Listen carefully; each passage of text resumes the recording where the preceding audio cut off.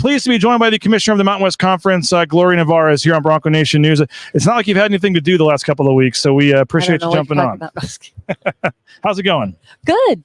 Good to be back to business as usual, talking about hoop season. Yeah, that probably is a nice little break, at least for the short term. What has the last month been like for you?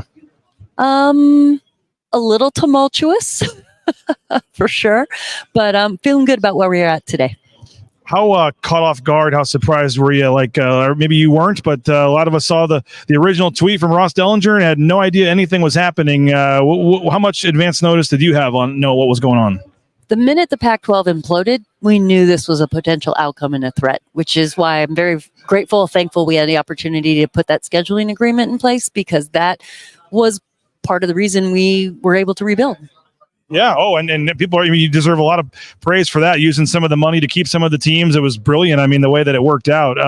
But those 4 teams leaving in that initial, and I'm sure you, like you said, knew kind of what the strategy might be, whoever left. But how quickly did you have to react? And then you had the whole situation where not everybody signed it, and then you had to go back to the drawing board. Like, just how chaotic was that to try to keep this league together? Chaotic is a good word, but I will say it was a team effort. All of our presidents and athletic directors were in it and aligned. And I thought the thing that brought us together was the ability just to have the conversation about what should this look like? What can we create here that makes it good for everyone who's going to stick with this thing?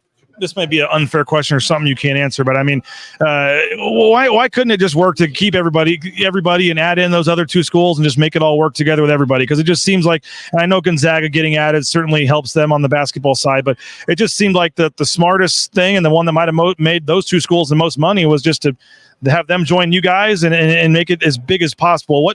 Why did that never come to fruition?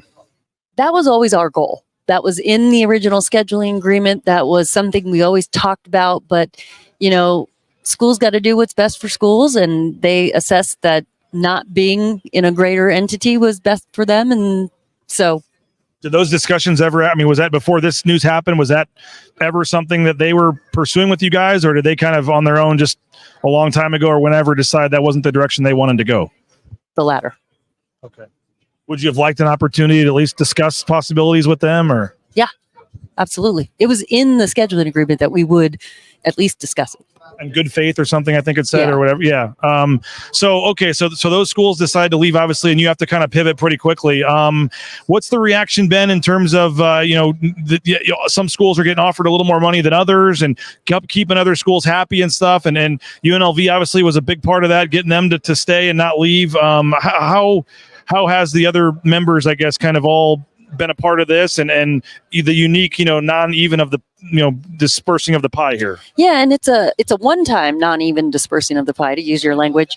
And honestly, all the ADs and presidents were in it, in the development, and it was very collaborative. And certainly it's not equal, but it reflected the market at the time, but it's also a moment in time. It's not something that's built into our financial distribution forever and always.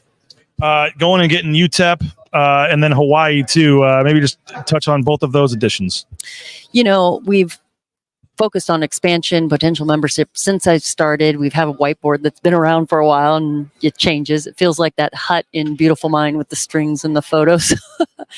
But UTEP certainly made a lot of sense. I was very impressed with their leadership, president, athletic director, and their commitment to coming in and being competitive. And Hawaii just makes a lot of sense. They're already in the family, so to speak, with the football only membership right now. And same, the leadership in Hawaii and their ability to say, hey, this is what we need to do to be competitive, and we're on board.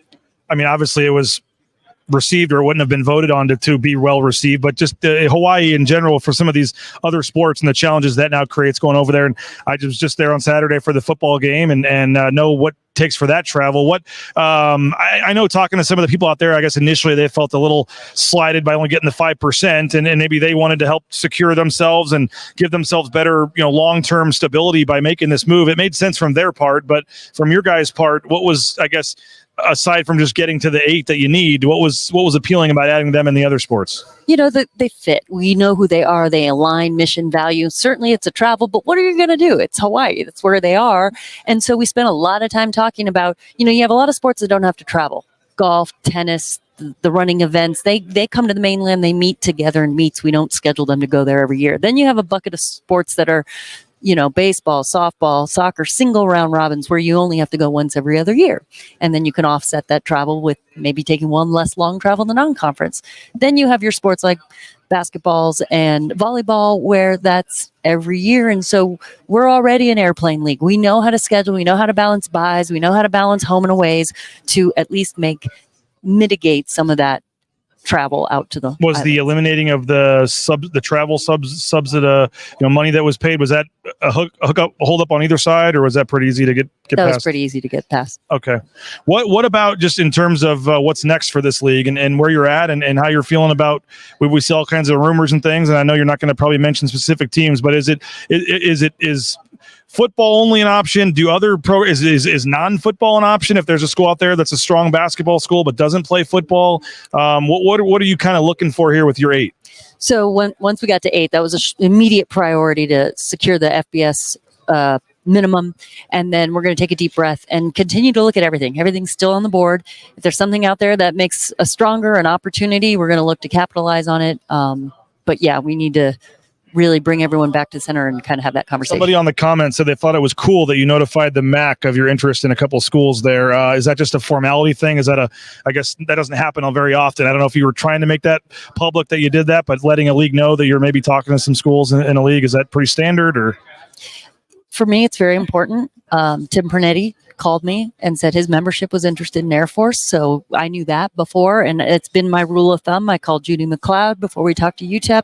Same with Steinbrecher. And before we talked to Texas State, I called Keith Gill because it's not rocket science. Mm-hmm. People are going to figure out. You look at the map where you're going to go, and it's just a professional courtesy, and I felt it was important. So how do you get through the next 2 years here? Is there any chance it's a lot of these times we see where it ends up being 1 or something? Is this so do you see any scenario where where anything happens before 2026, or is this 2 years pretty much like in terms of just, hey, we don't want to wait the 2 years, we'll negotiate this and you guys can leave after 1 or something? I mean, is it pretty set that there's no chance any of these teams that are leaving could leave, that could leave for the Pac before 2026? Just one thing we know in this environment, anything is possible, but I've not been involved in those conversations. Okay, so how do you get through until then with the teams you have that are leaving, and just I'm sure there's going to be some animosity in the fans, in the stands, amongst other coaches. Just how do you get through 2 years here? Honestly, we know these decisions are not made on the field by student athletes or coaches. And our goal is to serve all our student athletes. We're celebrating everyone here. And by the way, a lot of these student athletes are going to be graduating by the time this all comes to fruition. So they are Mountain West student athletes. And so we had a whole staff meeting. It's not personal. And we're here to serve our student athletes. And that's what we're going to do to the very highest, most excellent levels. So it's business as usual for us. With a school like Boise State in particular, I mean, you mentioned you wish you'd had the chance to talk to, the Oregon State, Washington State group. But I mean, there doesn't sound like there was much opportunity there. Was you found out, they've already signed or they're leaving? How disappointing, I guess, was that part that I don't know if you could have put together something that would have been nice enough for them to want to stay. But I guess for a school like Boise State and the history that they have in this league, would you have enjoyed an opportunity to speak with Dr. Tromp or Jeremiah about trying to keep them to stay? Well, certainly, yes, but we all know schools got to do what's best for schools. And they have 2 incredible leaders who made a decision that this was the best for Boise State. And so I applaud that. I support them in that. And there were schools that actually approached UNLV, Air Force, and said, hey, let's work this out. And that's what we did. So it's not personal. Certainly, it caused a lot of angst at the time, but we're both going to be great, and we're going to work together as professionals and serve our student athletes the best we can, and wish each other luck off the floor, and then go head to head on the floor. Will there be any direction maybe to not schedule those teams in non-conference games or anything moving forward, or any kind of bad blood, I guess, after this is over? Not from the conference office. Can't promise that between coaches. But honestly, when part of the issue is we don't have a lot of schools in the Western region. We don't have the concentration like you do in the East Coast. So we can't afford to play those games. Like, we have to play each other. And again, conference office doesn't do a lot of non-conference scheduling. That's really a local decision. Speaking of the conference offices, we did see in some of the documents come out that at some point those are going to move down to Las Vegas. Correct. So we had been looking at a more central meeting place location for the league office. Colorado Springs used to, kind of be the geographic center. But Vegas, with all our championships here, with the hotel availability and the quick flights from around the region, makes a lot of sense. And I know Derek Stevens over at Circa, one of our sponsors, he's been talking to you about trying to get some of the other championships, in terms of softball, soccer, and really making this more of a hub, like you said. Is that something that you still hope to make happen? Always looking for great venues, experiences for all of our sports and championships. We already have tennis here.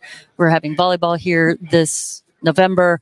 Constantly looking at great central, neutral site places that have good airport and hotel. So when is the plan to get the conference offices down here? Our lease is up in about 18 months, I think. Okay. Yeah. So it'll coincide pretty close with the new membership and everything kind of taking over. Okay. What else excites you about just this league, this basketball season in general? I don't know, the new membership, like just what else has you excited about the Mountain West right now? Well, especially this basketball season, we're coming off such a great year with the 6 teams last year. And one of the things that's the hallmark of our coaches and programs is their ability to rebuild.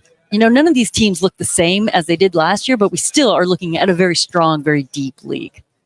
And someone mentioned, Ashton Genty going for the Heisman, and you guys are still putting out some graphics and things. Is that you said you're going to work together for 2 years? They're proud members. They're happy to be here. But how does that kind of work too, where you're promoting teams that don't want to be here much longer? But I know, for the conference to potentially have a Heisman Trophy winner would be a big deal. There's nothing that incentivizes us not to celebrate everything that's happening at Boise State. I mean, there's nothing. It's only good if everyone does well. So our staff's all in it. We're all in it. And again, it's not personal. It's the environment out there. And so the better all of our schools do in any given year, the better for us. How do you, the house settlement and just everything, NIL, transfer portal, like overall just college athletics, how do you feel about where everything's at right now?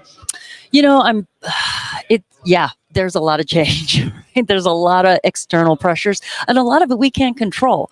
So, I feel, and I think this is the talk in the hallways, that when a lot of these media contracts are up in 3032, we're in for another big shift. But I'm very grateful that the crew we have a future for our student athletes and coaches and programs through 32. And the best we can do is be in the 3-point stance and be ready for anything. And how much was part of that? Just let's get through these next 5 years and survive here. And I know there's no penalties, and I don't know how many, not to be disrespectful, whatever. I'm not sure how much interest there's going to be for Power 5 schools for most of the teams in your league, but you did put a provision in there, I guess, where there's no penalties if they were to leave. How much of all of this was just let's see what happens again in a few years? Well, a lot of the media contracts are committed and locked up. So hopefully this will maybe be the last round of realignment for the short term. But what I think we're all preparing for is a complete remake at the end of somewhere around 3032, when maybe traditional leagues are no longer traditional leagues, or you hear about super leagues, like being ready for what is that next iteration of what this looks like. Well, what is that next? But we have to be ready for it. Yeah. And I don't think it's going to look like what it looks like. The 12-team playoff right now, though, for football, and obviously Boise State, UNLV, both have dreams of that, and a big one next week back down here against Boise State and UNLV. But just how do you, with that going for 2 years, and then how you see that changing? And we hear the Big Ten, SEC wanting 3 or 4 spots each for all of them. Like, do you like? What do you think is going to come of this 12, and what do you think it looks like after that? Well, I'm really excited for the 12. I think that's important, and we all linked arms across the nation about access. Having 5 of the 9 conferences have automatic access was important, because you have to have something to play for. You have to have something that makes your conference no matter where you are, your conference championship and your league play relevant. And so that was a really important piece. I don't know how we're going to really begin in earnest talking about multiple AQs, but certainly that is something that whatever that looks like, having access is going to be the important thing. Could you see a scenario where it's bigger than 12 moving forward? I've listened to General Clark, who's the CEO of the CFP, talk about, okay, let us focus on just doing the 12, but never closing the door on more than 12. But certainly they have their 100% focus on creating the new field of 12. Mm-hmm. Why not do something where all 10 why can't every conference just get a Why does it have to be one group of 5 bid? Why can't every conference? Why can't you go to 20 or 24? And you want to give the SEC 3? That's great, but the Sun Belt gets a guaranteed spot too. Yeah, like the basketball tournament. Yeah, is that probably wishful thinking? Could it ever get that big? 2024? Got to have the discussion. Yeah. I'd be happy to have that discussion. Yeah. Well, we appreciate your time. I know you're doing a lot of interviews. Hopefully you're able to take at least a little bit of a deep breath, maybe hit the blackjack table a little bit while you're down here, but always appreciate your time. And at least for the next couple of years, looking forward to continuing to work with you. Absolutely. Thank you so much, Gloria. Appreciate it. Gloria Nevarez, the commissioner of the Mountain West Conference, nice enough to join us here on Bronco Nation News.